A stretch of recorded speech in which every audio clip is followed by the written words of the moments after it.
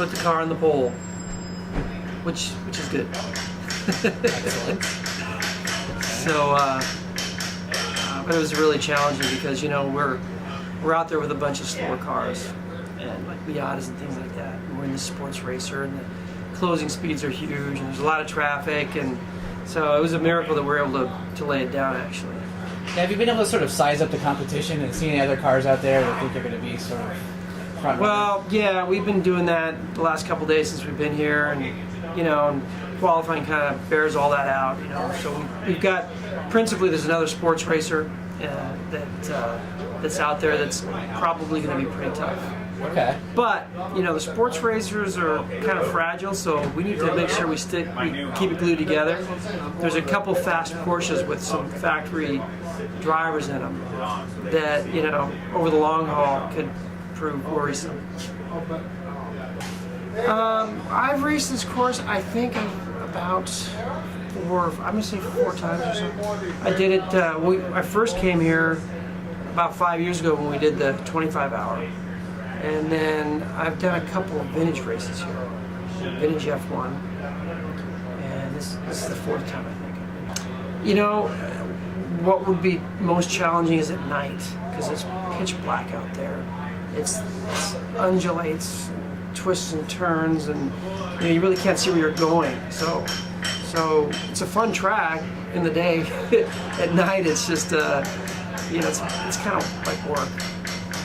Actually, there's many of them. This track is very challenging.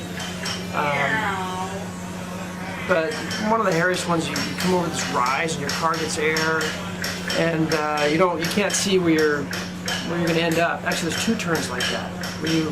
Well, what do? Do I peg it now, or you know, where am I?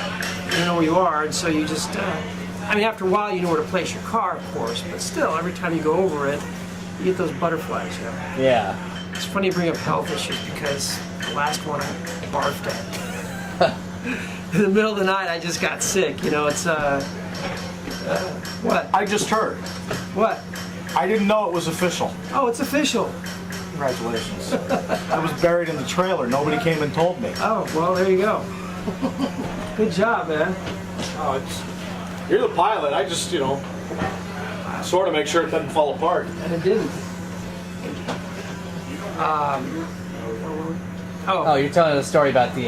Well, yeah, last... Now, I've heard this story from other people. I'd love to hear your perspective. Well, the reality is, you know, I did this at Baja, too, where you think you got to stay up all night, so you start having these energy drinks. And so, well, I'm not used to that stuff. I mean, I eat pretty healthy, actually. So I rarely ingest those things. So I do at these events, and then invariably I get sick. So I threw up at the Baja race, Baja 1000, and I threw up at this race. And then one time I was racing in Phoenix, and it was really hot. This guy goes, "You got to have this Cytomax. Drink as much as you can, and when you can't drink anymore, drink some more." And so, sure enough, I threw up there too.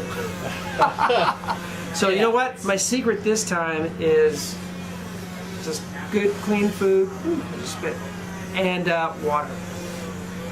Sounds like a plan. So in a perfect, 3 drivers, right? Yeah, we really should have had one more. Mm-hmm. So in a perfect world, sort of 6.5 each driver. Well, it looks like, yeah. I mean, it looks like we're going to be doing. Well, we're going to try to do 3-hour stints. Okay.